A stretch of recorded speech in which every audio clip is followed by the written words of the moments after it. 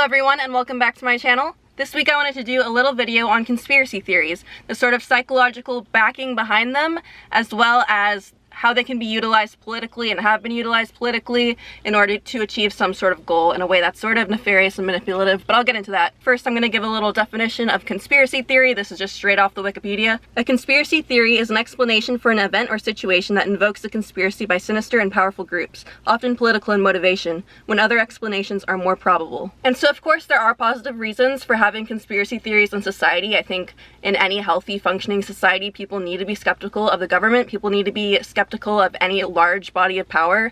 That's extremely important, and we see time and time again about authorities abusing their power. We saw this with the Edward Snowden whistleblowing, how the NSA is spying on everybody. We've seen conspiracy theories that are, maybe seen as extreme at the time come true, such as COINTELPRO. Conspiracy theories have played a role in shedding light onto things that are actually conspiracies, and it's always important to have people digging behind the scenes of certain events or situations to try to figure out if anything conspiratorial is going on. But as I have noticed in the world, and I'm sure as everyone has noticed in the world, there are people who come up with conspiracies for everything. Like, as long as you're anxious or paranoid or delusional enough and creative enough, you could really come up with a conspiratorial explanation for anything going on in the world, which is it goes hand in hand with conspiracies, because the other aspect of conspiracies, as explained by Michael Barkin, is that conspiracy theorists rely on the view that the universe is governed by design. Nothing ever happens by accident, nothing is as it seems, everything is connected. And with that being said, I'm just gonna jump right into the whole psychological aspect of conspiracy theorists. So one of the most straightforward aspects of the psychological reasons behind conspiracy is that it does come from a place of anxiety. It does come from a need for control of the information. There have been studies that show when people are placed in situations that are like natural disasters and whatnot, it's a lot easier for them to believe in some sort of conspiracy that was man-made, because it's just too unnerving to deal with the fact that random chance happens and random disasters happen and all of that. And then believing that nothing happens by chance also leads conspiracy theorists to believe that history is all sort of pre-planned, or it all comes from some evil person or group of people's minds, like the Illuminati or whoever, and that anything bad that occurs in history is because of these horrible people who are like evil and manipulative and have planned the whole thing out. And I think this occurs because accepting that things can be open to random chance is just really hard when you're anxious, because you don't want to have anything that's out of your control. So even if your belief in the conspiracy theory is false, even if you've been proven wrong over and over, you're just going to double down and hold on to it, because you need something to believe in to make you feel like you have control of your environment, even when you don't, even when it's fake. It's better to believe firmly in a false belief than to have no beliefs at all. And then I found this interesting article on Vice that I'm just gonna read a small segment of. It talks about aspects of conspiracy theorists that don't have to do with control, specifically the need to feel unique, which I think is really interesting. In response to the control aspect, the article reads, "This notion of control, though, is contradicted by the often vocal, evangelizing conduct of actual conspiracy theorists, their claims to superior insight, and their degradation of non-believers as ignorant sheep. Belief in conspiracies can serve to set oneself apart from the ignorant masses, a self-serving boast about one's exclusive knowledge. Adherence to conspiracy theory might not always be the result of some perceived lack of control, but rather a deep-seated need for uniqueness." And before reading this article, I was thinking about the notion of sheeple and the sort of misanthropic elements that we often see in conspiracy theorists, where they do want to be set apart from the crowd, and they do think like everyone who believes in whatever they're told, even if it's actually backed up by science and is factual, that they're sheeple because they don't believe whatever it is that the conspiracy theorist believes themselves. In the article, they describe an experiment they did where they basically made up a news event, like a sort of conspiracy about, I think it's air conditioners or something, that they're poisoned or something. And then they brought a bunch of people with a sort of conspiratorial mindset together to do this experiment on. So they make the conspiracy up, and then they write, "We introduced the conspiracy as being believed either by a majority or a minority of the German public. Our hypothesis was that those with a higher conspiracy mentality, already correlated with a higher need for uniqueness, were more likely to endorse the conspiracy when finding out that fewer people believed in it than when they found out that many people believed it. And that's exactly what our study showed. The new conspiracy seems to be more attractive if it was a minority opinion. It set them apart from the masses. Seeing evil plots at play behind virtually any world event is not only an effort to make sense of the world, it can also be gratifying in and of itself. It grants one the allure of exclusive knowledge that sets one apart from the sleeping sheep." So that's a Vice article. I mean, take it at face value, but I just thought it'd be kind of interesting to throw in. But diving deeper into the psychological aspects behind conspiracy theorists, we see it especially politically among people who want to remain firm in their belief even when they're, confronted with evidence that sort of muddles it or straight out contradicts it. Instead of, taking in that information and changing their view, they just double down on their views. And a lot of tactics that conspiracy theorists use are things such as circular reasoning, where the reasoner begins with what they're trying to end with, where they choose a conclusion and then cherry pick information to support it, and then if you try to give them actual information to change their view, if it doesn't match their conclusion, they just straight out reject it. Their beliefs and their statements can never be proven false to them because they just choose to believe it. Part of this could just be an antisocial behavior to try to like prove yourself as different. It could be just like a lazy or childish way to not have to change your views on things. Specifically, you know, there's a lot of conspiracies that are like super anti-Semitic.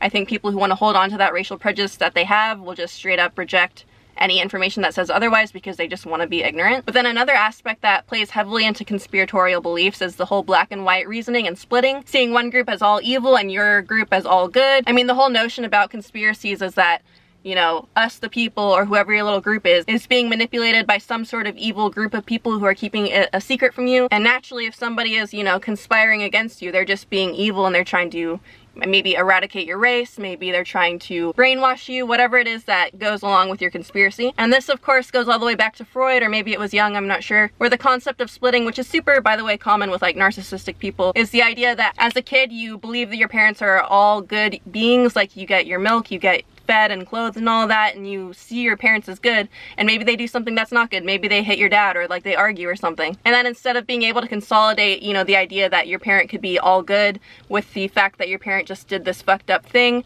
the baby can't really get these two things in their brain, so they start splitting. And then the idea of this behind like narcissistic personality disorder or other personality aspects that lead to black and white thinking is the idea that the thing external to you has to be all bad in order for you to be all good, because if you can't reconcile these two aspects of people outside of you, that they can be both good and bad, you can't reconcile it within yourself, and it leads to just, you know, a whole bunch of trouble. And we see this often with conspiracy theorists, and with conspiracies, especially when it's targeted at Jews or communists or whatever. People will just see them as a purely evil and will not take into consideration any sorts of dynamism within those groups, anything that could be good, anything that could be bad, to form any sort of like actual opinion on anything, like it's just like it's pure evil, so we must eradicate it. And because people who engage in black and white thinking and splitting can't come to terms with the bad parts of themselves, it also leads to projection of those bad parts onto others. And I have a quote here, it's probably from Wikipedia, but it says, "Conspiracy theories may be emotionally satisfying by assigning blame to a group which the theorist does not belong, and so absolving the theorist of moral or political responsibility in society." Which, you know, side note, we see this a lot in cancel culture. I feel like I'm going to be ranting about cancel culture until the day I die. But that's the thing with like cancel culture people, like they look up tweets from 10 years ago in a desperate attempt to purge some sort of public figure out of their powers. That way the person who does it feels like, oh, like I did a good thing by, you know, threatening this person's family and like canceling their whole career or whatever over like some tweet from 10 years ago, because they can't deal with any sort of similarities of that figure within themselves. They can't deal with any sorts of, I don't know, internalized racism they had 10 years ago, and they feel absolved in like destroying that person's career or family or sending death threats or whatever because they feel like what they're doing is the right thing. And a way that I think we see this in conspiracy theories, a really clear example, is the conspiracy that the Holocaust didn't happen. A lot of people who believe this believe that it was made up by the Jews, and a lot of people who believe this are white nationalists. And so in terms of the white nationalists projecting onto the Jews, they see the Jews as this force that's trying to like lie to the masses and assert their superiority, and that makes them evil because they lied about the Holocaust in order to manipulate the masses. And the white nationalists, if you look at them from the outside point of view, pretty much embody exactly what they claim the Jews to embody. Like, they want to be the ones on top. They want to be the ones basically in the Jews' position in terms of being able to control information, in terms of being able to be totalitarian, in terms of being, you know, the top race, in terms of all of that. It's literally a projection of the evil within themselves onto another group, so that way they feel justified in taking down that group and having that superiority. And then once the white nationalists take over the place of what they assume the Jews to be, they still feel justified in that, even though they're literally embodying exactly what they thought that the Jews were, because they did it to protect themselves from the evil Jews. So even though the roles are flipped and they're literally embodying everything evil that they thought about the other group, they would still in that case deem the other group as evil for being the ones on top in the first place, thinking that if they do let the plane level out, that the Jews, since they're inherently evil, will rise again. So the white nationalist rise is out of self-defense, basically. But yeah, that serious topic aside, often, a lot of times, conspiracy theorists just want to be stubborn, or they just want attention, you know? They like to make people mad, it's just their shtick, whatever. But now I'm gonna get into part 2, where I delve a little bit more into the political aspect of conspiracy theory. So we see the tie-in with conspiracy theories and politics pretty much constantly. And for some people, it's just a really quick way to make a buck, even, you know, if it totally destroys people. Even if that dollar is made through, you know, being a liar and causing terror and making people angry and all of that. It's definitely marketable, because if you keep generating lies and your audience already trusts you and you're just, you know, capitalizing on their internal fear and anxiety and like need for control and anger and, you know, hatred or whatever, yeah, you could get a pretty decent following, and you could, you know, sell whatever you want to them after that point. But a really good article, I think, that goes very deep into the connection between conspiracy theory language and politics is a 1964 article by Richard Hofstadter called The Paranoid Style in American Politics. I'm gonna link it down below, and I'm gonna try to pick one little excerpt to read because I can't read the whole thing. This video would be an hour long, but it's really great. But I definitely recommend reading the whole thing because it goes all the way back to like anti-Masonry and like the Illuminati, and then it goes into McCarthyism, and then all the way up to like 1964 politics. And a lot of the stuff he mentions is still very prevalent today. But basically he starts out the article outlining the conspiratorial rhetoric in the politics of the time. He outlines the style with a number of quotes, one of which is by McCarthy, which is one of the biggest sort of, you know, politicians of the time who's really capitalizing on conspiracy beliefs. And he connects McCarthy's anti-communist conspiratorial sort of rhetoric with another figure of the time, Robert H. Welch Jr., who was like a businessman, I think, and he was also a political organizer. And if you're unaware, figures such as McCarthy basically blamed every issue in American society on the communists. I mean, going back to the whole Red Scares at the time, a bunch of politicians relied on fear-mongering around communism in order to boost their platform and get attention or get a following. I think McCarthy is one of the clearest examples of this, although we do see it today as well. Because just like lower-level conspiracy theorists like Alex Jones, for example, these politicians are capitalizing on people's fear, on their need for authority, on their need for some sort of belief system to hold on to absolve themselves of, you know, whatever their fears are, not even just fears within themselves. They just want something to latch onto, to fight against in order to feel like they're making progress and that they have purpose. And so back during the Cold War, this was oftentimes linked directly with communism. So a quote from the article states, "As a member of the avant-garde who is capable of perceiving the conspiracy before it is fully obvious to an as yet unaroused public, the paranoid is a militant leader. He does not see social conflict as something to be mediated and compromised in the manner of the working politician. Since what is at stake is always a conflict between absolute good and absolute evil, what is necessary is not compromise, but the will to fight things out to a finish. Since the enemy is thought of as being totally evil and totally unappeasable, he must be totally eliminated. If not from the world, at least from the theater of operations to which the paranoid directs his attention.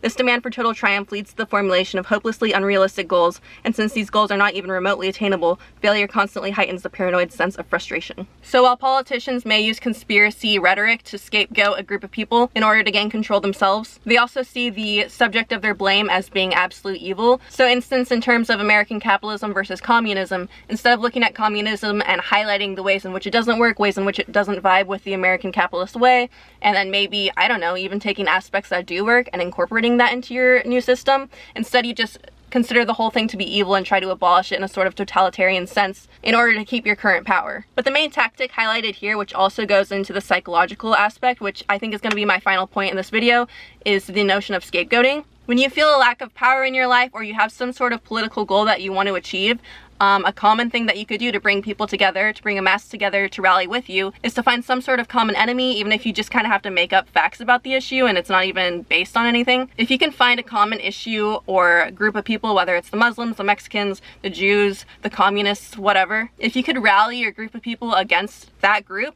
then sort of like a mob, or even sort of like, you know, the Salem witch trials, everyone's going to focus all their energy on banishing the scapegoat, believing that once that thing is gone, they're going to be happier, they're going to get what they want, which is totally not true, because even if that thing disappears, they're just going to find another scapegoat, which goes hand in hand with projection and splitting, because when you see something outside of yourself as absolute evil because you can't deal with some sort of, you know, nuanced perspective, or evil within yourself, or like, yeah, some sort of nuanced issue in society that isn't just black or white, once that thing is abolished, you still have those issues within yourself, or you still have those issues within society. And so, you know, you could either be like, oh, that didn't work, I guess we should actually make real change, or you could just find another thing to scapegoat, which is, again, a great way to bring the masses into supporting you, because it's easy and it's simple, and if you know, exploit people's fear and anger and internalized racism or whatever, like, you could really gain power.